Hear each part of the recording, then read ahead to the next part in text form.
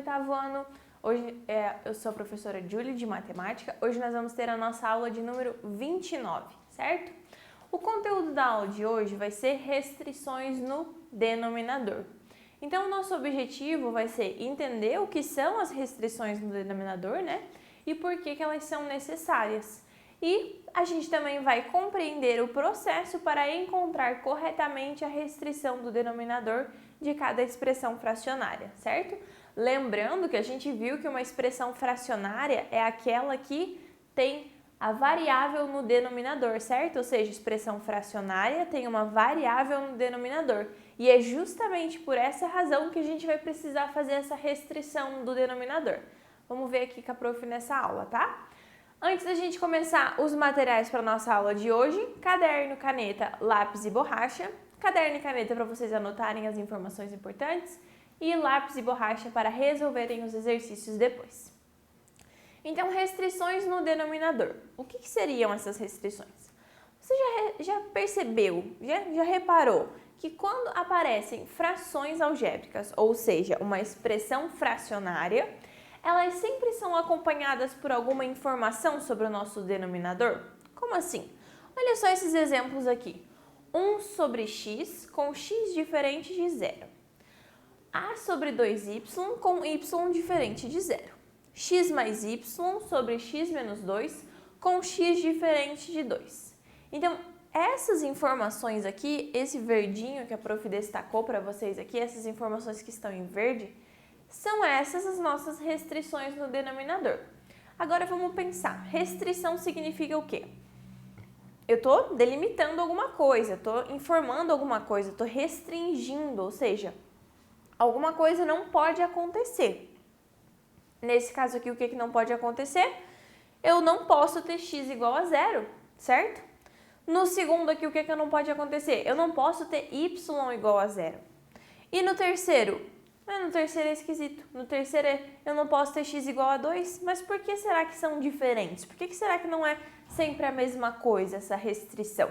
A gente vai ver por que elas são diferentes e como que a gente pode encontrar elas fazendo um cálculo aí muito simples, certo? Então, por que a gente usa essa restrição no denominador?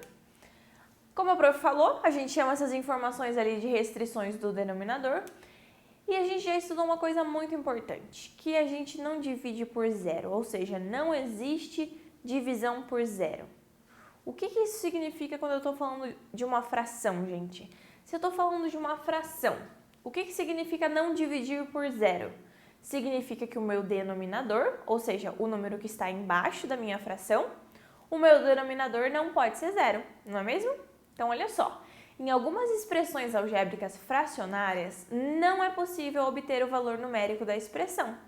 E isso acontece quando os valores atribuídos às variáveis anulam o denominador da expressão, ou seja, quando ele assume o valor zero. Então, a partir do momento que eu tiver um denominador que valha zero, eu não consigo mais trabalhar. Não posso calcular ele, não consigo resolver. Por quê? Porque não existe divisão por zero, certo? Então, eu nunca posso ter esse denominador zerado, assim por dizer, certo? Nunca pode ele ser igual a zero. Olha só esse exemplo aqui, que legal. A expressão a sobre x não tem valor numérico quando x é igual a zero. Ou seja, quando x for zero, ela não existe, porque eu vou ter uma divisão por zero, certo? Segundo exemplo, a expressão a mais 2 sobre a menos 1 não tem valor numérico quando a é igual a 1, certo? Porque se eu colocar 1 aqui, vai dar 1 menos 1 e 1 menos 1 vai dar 0. E eu não posso ter 0, certo? Então, essa é a ideia. Eu não vou ter um valor numérico quando aquela variável assumir algum valor ali. Pode ser 1 valor, pode ser 2, depende do que a gente está trabalhando, certo? Mas como que eu vou fazer então para calcular esse valor? Eu chuto qualquer valor? Não, uma forma muito simples. A gente determina para qual valor a expressão fracionária não tem valor numérico, igualando o denominador dessa expressão a zero. E aí a gente resolve a equação que a gente tem e a partir disso a gente sabe que para aquele valor ali a gente não pode ter ele, certo? Então vamos ver alguns exemplos aqui, vamos lá. Então, para qual valor de x a expressão algébrica x menos 3 sobre 2x menos 1 não tem valor numérico. Então, ela não vai ter valor numérico se ela for igual a zero. Então, o que eu vou fazer? Vou igualar o denominador dessa expressão a zero. Igualando esse denominador a zero, eu tenho, então, 2x menos 1 igual a zero. Lembrando, de novo, denominador é o valor que está embaixo da minha fração, certo? Isso você já tem que estar, ó, craque na cabecinha de vocês. A gente vem trabalhando com o denominador desde a primeira aula. Então, vamos relembrando, tá, gente? 2x menos 1 igual a zero. Isso aqui é uma equação muito simples. Vou passar o 1 para o outro lado, vai ficar 2x igual a 1. Eu passo 2 dividindo, fico com x igual a 1 meio. Então, eu descobri que essa expressão ali não tem valor numérico, ou seja, ela não existe, né? Quando x for igual a 1 meio. Então, dizemos que a expressão não tem valor numérico quando x igual a 1 meio. Então, basta eu fazer isso. O valor do meu valor de cima, ali, do meu numerador, agora ele não me interessa. Eu não quero saber. Eu estou falando da restrição aonde? Restrição no denominador. Então, eu quero trabalhar só com o denominador, certo? Vamos ver mais um exemplo, então. Qual deve ser o valor de x em função de y para que a expressão algébrica x mais y sobre x menos y não tenha valor numérico? Então, aqui a gente vai trabalhar com um valor em função de x, tá? Não vamos trabalhar com valores reais, né? Não vai ser x igual a 2, 3, algum número assim, não. Vai ser o y, não, tá certo? O x em função do y, certo? Então, o x vai valer alguma coisa do y. Pode ser 2y, 3y, meio y, menos y, certo? Então, a gente vai ver qual valor aí essas duas variáveis não podem assumir, certo? Então, o que eu vou fazer? Não posso ter o meu denominador igual a zero. Então, eu vou fazer ele igual a zero para descobrir que valor que eu não posso assumir, certo? X menos y igual a zero, ok? Equação simples, passo y para o outro lado e vou ficar com x igual a y. Então, eu descobri que eu não posso trabalhar com x igual a y. Eles podem assumir qualquer valor. Aqui agora não existe uma restrição. Eles só não podem ser iguais. Então, eu posso escolher qualquer valor para x e qualquer valor para y, desde que não seja o mesmo de x, certo? Ou eu posso escolher qualquer valor para y e qualquer valor para x, desde que não seja o mesmo do y, ok? Eles podem ser qualquer valor, só não podem ser iguais. Eles podem até ser opostos. Eu posso ter 5 e menos 5. Isso não são números iguais, né? A gente já estudou que eles, na verdade, são números opostos. Então, eu posso sim ter 5 e menos 5, certo? Mas eu não posso ter 5 e 5, ter 20 e 20. Não, certo? Não pode ser igual. Posso ter qualquer número, só não pode ser igual. Tranquilo? Então, aqui a gente diz que essa expressão algébrica, ela não vai ter valor numérico quando x for igual a y, ok? Uma maneira que a gente utiliza de escrever, que foi o que a gente viu lá no primeiro slide, né? A gente usa para escrever a seguinte forma para garantir que ela vai existir sempre, certo?